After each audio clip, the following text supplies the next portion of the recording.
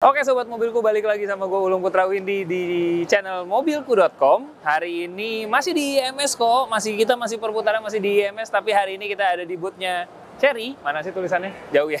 Tapi di boothnya Chery yang hari ini bawa banyak banget omodanya, sama memang ada juga seri yang Tiggo 5X yang kemarin baru launching.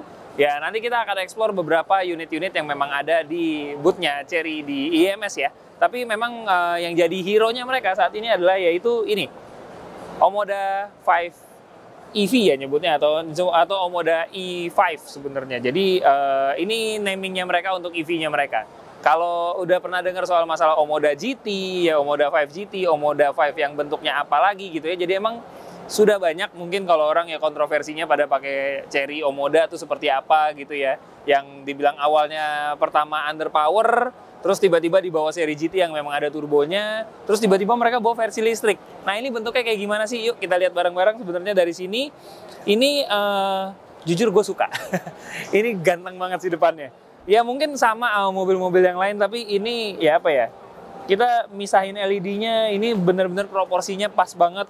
Terus bentuk sebelah sininya ya futuristik banget, tapi nggak ngalahin proporsi. Gimana sih? Jadi bentuk badannya memang besar, ya walaupun lampunya terlihat kecil, tapi ternyata pas aja gitu loh. Karena basicnya EV kan biasanya kayak di video-video sebelumnya saya bilang kalau banyak banget EV yang memang jarang banget ada lubangnya. Nah ini memang jarang lubang, tapi ada di bagian bawah ada garnisnya. Walaupun di bawahnya juga ada sensor-sensor. Ini memang charging port. Charging portnya ini nanti kita akan buka dari dalam gitu ya. Jadi ya kurang lebih memang cukup futuristik dari sisi bagian depan.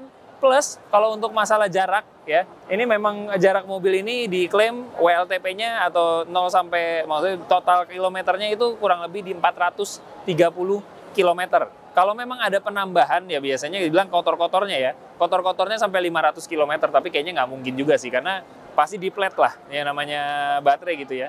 Dia diklaim sampai 430 km kotornya kurang lebih. Jadi cukup panjang lah kalau untuk mobil-mobil yang bentuknya ini subcompact SUV gitu ya, terus listrik, powernya juga lumayan gede. Ini powernya kurang lebih bisa ngehasilin kurang lebih sampai 300-an HP gitu ya, dengan power kilowattnya tidak tertulis, cuman memang di spec sheet-nya, tapi dia tulis HP-nya atau horsepower-nya kurang lebih sampai 300 kecil sih HP-nya. Tapi ya lumayan kenceng lah. Mobil listrik dengan 300 HP kayaknya pengen dicobain test drive. Pengen tahu jambakannya kayak apa gitu. Tapi oke, ini oke sih.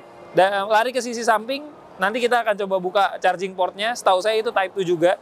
Ini dia pakai ring 18, profilnya 215 55 ring 18.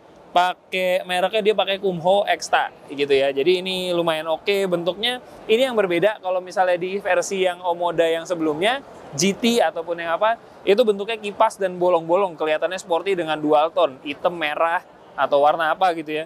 Ini bentuknya gayanya gaya listrik. Ya, dia agak lebih tertutup gitu ya. Terus ada gerutan-gerutan yang seakan-akan seperti karbon listrik kayak gitu ya. Jadi membedakan lah. Biar kalau misalnya udah di jalan, kalau dia udah di jalan gitu ya, itu bisa kelihatan beda. Oh, yang ini yang GT, ini yang EV gitu ya. Jadi oke lah, secara desain oke. Desainnya sama, sekarang udah mulai banyak banget yang pakai two-tone, apalagi di subcompact SUV, bawahnya hitam, bawahnya putih, atasnya hitam. Dia juga sudah pakai sunroof di atas nih, nanti kita coba cek, tapi sunroofnya cuma di depan. Spionnya juga hitam, gitu ya, itu masih oke. Terus ya, karena lagi ada orang di dalam, nanti kita ke dalam ya. Bentuk desainnya memang ya inilah Omoda memang bener-bener keren sih. Waktu dia pertama kali keluar Omoda 5 aja, saya juga cukup suka dengan desainnya. Tapi ini balik lagi interpretasi ya, agak subjektif juga kalau kita bilang suka atau tidak suka. Tapi memang keren sih. Terus dia masih mengusung desain coupe. Di sini memang sudah pakai roof rail. Oke, terus di bagian sebelah sininya ya di bagian belakang. Ini yang saya cukup suka memang dari Omoda itu bentuk lampu belakangnya ya agak sedikit-sedikit spooky ya, ada gerigi-gerigi gimana gitu. Tapi oke sih, bentuknya gini, ya agak sedikit memaksakan mungkin ya. Terus di sini juga saya nggak tahu emang bagusnya pakai spoiler di sini apa ya. Ini spoiler cimit begini, saya juga nggak terlalu fans banget lah sama ya model-model begini ya. Sensor-sensornya oke, 1, 2, 3, 4 di sini semuanya ada banyak. Bagian ya lebarnya pun juga oke lah, maksudnya cocok lah gitu ya kurang lebih. Oke, Kita lanjut ke bagian sisi sebelah sini. Mungkin nggak akan ada bedanya. Nanti kita masuk ke bagian dalam ya, oke? Oke, sekarang kita ada di dalamnya Omoda E5. Yang pertama kali saya lihat sebenarnya bukan di area sini, tapi justru di sini. Ini dia pakai speakernya udah Sony. Ini keren sih. Sebenarnya ini udah speaker Sony. Ini juga kelihatannya nih arah jatuhnya juga speaker. Ini ya karena dia di pintu satu. Jadi ini tweeter, di bawahnya ada mid bass, di belakang juga ada tweeter mid bass.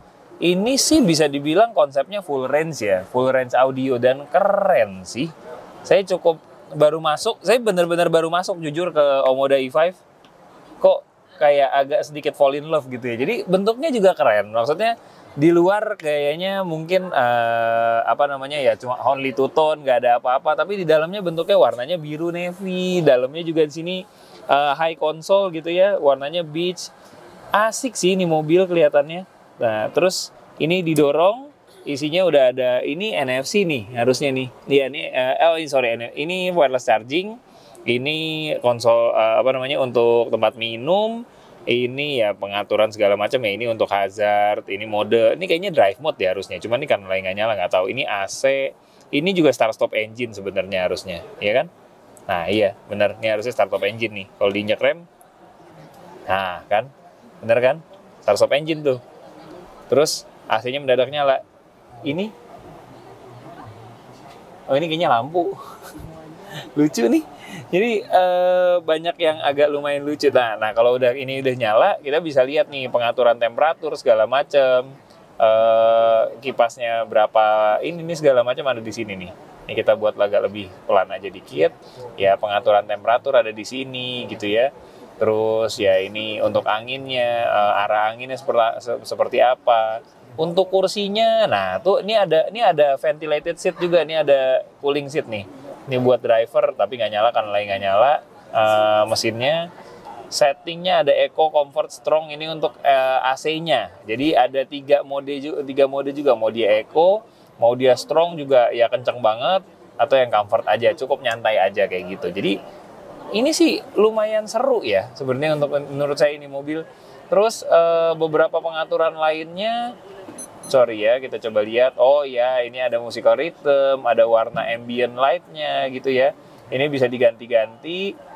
Terus ya ini musical rhythm, jadi kalau ada suara musik dia ikut jedak-jeduknya sama lampunya ikutan jedak-jeduk juga. Terus lighting setting, wah ternyata banyak loh di sini. Jadi sebenarnya semua pengaturannya ada di head unit. Terus kalau persneling ada di sebelah kanan. Ini saya kurang tahu apa ya, tapi ini kayaknya sensor deh. Terus ya ini untuk naik turunin volume semuanya, touch control. Ini ada cruise control. Cruise controlnya bisa nyala tapi posisi sebelah kiri, beda biasanya sebelah kanan. Ya ini voice command-nya, ini untuk aplikasi gitu ya. Tapi di sini kalau untuk sebelah kanan nih untuk di konsol sebelah sini. Ya mau pakai voice command, tadi kayaknya nggak ada deh. Ya, you can say open the window. Bisa nggak? Oh, karena lagi nggak nyala ya. Turn off aircon. Kita coba tes. Oh, nggak semuanya full ya. Mungkin dia nggak terlalu gimana. Atau pronunciation saya agak salah. Di sini sih udah oke, banyak banget pengaturannya untuk lampu, untuk fog lamp, untuk pintu belakang gitu ya. Nah ini untuk tempat ngecas. Nah itu kebuka tuh di depan tuh. Jadi ini untuk buka port chargingnya ada di sini. Terus ini untuk lampu-lampu di belakang ininya gitu ya, yang mau dikecilin. Ininya untuk background lightnya, suaranya gitu ya. Untuk suara ini juga bisa dibuka tutup dari sini. Jadi ya banyak lah. Ini sangat comfortable sekali ya. Banyak banget yang bisa dimainin. Terus di sini juga jangan lupa tilt teleskopiknya sih juga main ya. 4-way tilt teleskopiknya main. Di sebelah sini untuk konsol, ini gede banget konsolnya. I don't get it. I don't get it juga. Kita lagi nggak ngobrolin itu. Terus di sebelah sini ini ada apa ya? Kok ada yang bisa oh ini kayaknya AC deh. Jadi ada palka AC-nya puter-puter nih. Oh iya ada anginnya. Ada anginnya. Bener. Jadi ini gede juga untuk penempatan ininya. asik sih. Ya karena ini bentuknya high console. Tapi sorry deh, ini kok nutupnya. Oh, harus ditekan lagi. Karena ini high console, di bawahnya nih konsolnya nih ada tempat penyimpanan lagi sama ada tempat charging juga di bawah situ ya. Jadi mungkin nggak terlalu kelihatan ya. Tapi ya kurang lebih udah cukup lengkap banget di bagian depan. Saya suka sih. Saya jujur suka sih sama konfigurasinya si Omoda E5 ini sih. Terus, nah ini untuk apa namanya? Spion belakang kok warnanya agak beda ya. Tapi saya nggak ngerti nih, nanti mungkin bisa dirubah atau di touch atau apa gitu ya. Biasanya kan kayak gini suka futuristik karena bentuknya agak sedikit berbeda, nggak ada panel-panel apa-apa gitu ya, atau bisa diapain gitu, saya juga nggak tahu. Nah kalau untuk sunroof, bentuk ininya memang ya biasa, tarik biasa manual ya. Tapi kalau untuk ini, tapi lagi nggak nyala ya ininya. Ya mungkin ini bisa dibuka ya, ini karena emang ada railingnya. Cuman karena memang ini mobilnya belum nyala, jadi ini bisa buka tutup juga, tapi hanya di depan, di belakang memang nggak ada sunroof. Wow, banyak banget fiturnya untuk ini. Saya suka sih, jujur saya suka. Kita pindah ke belakang, sebelum kita nanti ke bagian charging port. Bagian belakangnya, aduh cukup ya. Tapi sorry ya, buat saya bagian belakangnya agak cukup underrated ya. Maksudnya kenapa underrated? Ini cukup agak sempit untuk saya. Nggak tahu kalau untuk beberapa ukurannya. Kenapa? Satu, lantainya ini tinggi banget sih sebenarnya. Biasanya sih ya kalau untuk beberapa mobil tuh konfigurasi yang depan biasanya mereka lebih rendah. Terus di belakangnya posisi duduknya agak lebih tinggi. Tapi ini ternyata rata. Jadi saya duduknya pun masih agak begini, dengan posisi ini masih rata nih, pahanya masih jauh banget, jadi kayak agak kurang nyaman kalau untuk jarak jauh di belakang sebenarnya. Kayaknya ini mobil lebih memanjakan yang depan sih. Terus, tapi bagusnya di sini ya ada handrestnya, lengkap semua, cup holder, pakai ISOFIX ya juga di sini, ya oke lah sebenarnya. Jadi buat saya sih masih sah saya. Lampu bacanya juga ya ini masih konvensional ya, masih dipencet gini ya. Aman sih sebenarnya ya, tapi kalau saya masih kurang suka dengan legroomnya. Headroomnya sih masih oke lah ya. Yuk kita lihat bagian belakang dulu yuk.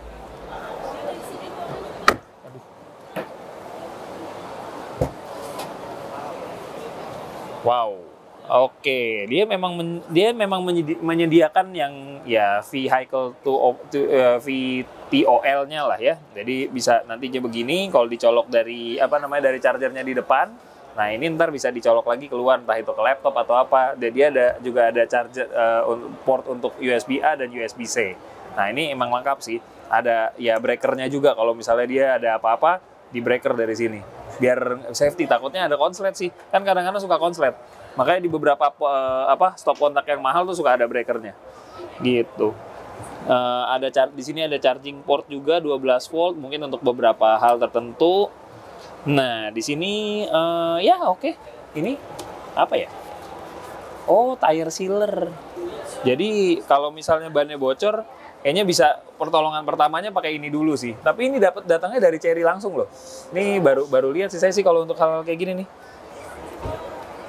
Tire sealer, inflator, terus ini alat towing, ini chargernya. Nah, ini charger aslinya nih ya. Datang dari sini. Dia pakai merek apa ya kalau nggak salah ya? Ya nggak tahu lah, ini Cilye, belum, jarang lihat sih, tapi ya memang dia sudah menyediakan itu di ininya ya, di di paketnya dia ya, sudah cukup lengkap juga. Dan ya memang yang saya suka ini memang mereka pakai power juga ya, very convenient lah. Sudah ada defogger, pakai wipernya juga udah cukup. Kita lihat di charging portnya. Bentuk charging portnya memang seperti ini. Ya di sini dia portnya memang pakai Type 2, sama seperti charging tadi ya, yang tadi portnya tadi ini Type 2. Untuk AC yang di atas, di bawahnya untuk DC. Mereka mengklaim bisa sampai 120 kW, jadi sudah bisa fast charging. Estimasi chargingnya kalau pakai fast charging itu bisa 18 sampai 38 menit. Jadi sudah cukup, sama sesuai dengan apa yang ada di pasaran gitu ya. Nggak terlalu nggak terlalu membingungkan lah. Kalau misalnya mau cari SPKLU itu udah gampang banget. Yuk kita tutup dulu. Mana lagi nih? Set. Oke, sekarang ditutupnya tinggal cukup klak. Dah, selesai. Very convenient lah untuk itu semuanya. Untuk untuk harganya memang dia di angka 480-an something. Kalau nggak salah ya. Cuma nanti mungkin, ya, nanti mungkin bisa ditanyakan ke beberapa tim salesnya, kurang lebih di angka 480-an dengan ya aksesoris-aksesoris tertentu yang bisa mungkin dipesan juga gitu ya. Nah, yuk kita lihat lagi ada apa aja sih di booth-nya Cherry selain Omoda E5. Oke, kita sampai di akhir. Jadi sebenarnya nggak cuma Omoda E5 yang ada di booth-nya Cherry di IMS 2024 ini, masih ada Omoda 5 GT. Terus juga masih ada model lainnya dengan warna-warnanya dia yang agak sedikit nyeleneh. Omoda E5-nya pakai warna biru langit tuh di situ tuh. Tapi peleknya lebih sporty. Terus yang ada di sini juga ada Tigo 5X gitu ya. Ini yang baru di launching juga. Di sebelah sana ada Tigo 8 Pro tapi yang versi Pro Max. Sorry, bukan iPhone. Itu Tigo 8 Pro, Pro Max tapi emang namanya. Jadi masuk ke Indonesia katanya jadi Pro Max. Padahal dia Tigo 8 Pro gitu ya. Tapi intinya banyak banget yang ada di booth IMS 2024 ini. Yuk, kalau misalnya nanti ada kesempatan datang ke booth-nya Cherry di IMS. Posisinya kalau saya lihat ini depannya VinFast, jadi gampang banget. Ini kelihatan banget ada di pojokan sebelum masuk ke area hall yang A gitu ya. Jadi banyak banget yang bisa dilihat di IMS, nggak cuma Cherry, masih banyak juga yang lain. Tapi salah satunya yang cukup menarik itu ya, itu ada di tadi tuh, Omoda E5. Saya jujur personally ya, dari muter-muter sampai ngelihat ke dalam, kayaknya saya sebenarnya bisa dibilang cukup jatuh cinta sama Omoda E5 dalemannya ya. Itu very convenient untuk yang nyupir, tapi kalau untuk yang duduk sih saya nggak terlalu ya. Nah, balik lagi, gimana opininya dari sobat mobilku? Apakah suka atau tidak? Yuk coba tulis di kolom komen. Jangan lupa subscribe channel kita, plus aktifin tombol loncengnya biar dapat notifikasi kalau kita punya video baru. Yuk, dari saya Ulung Putra Windy. Dadah.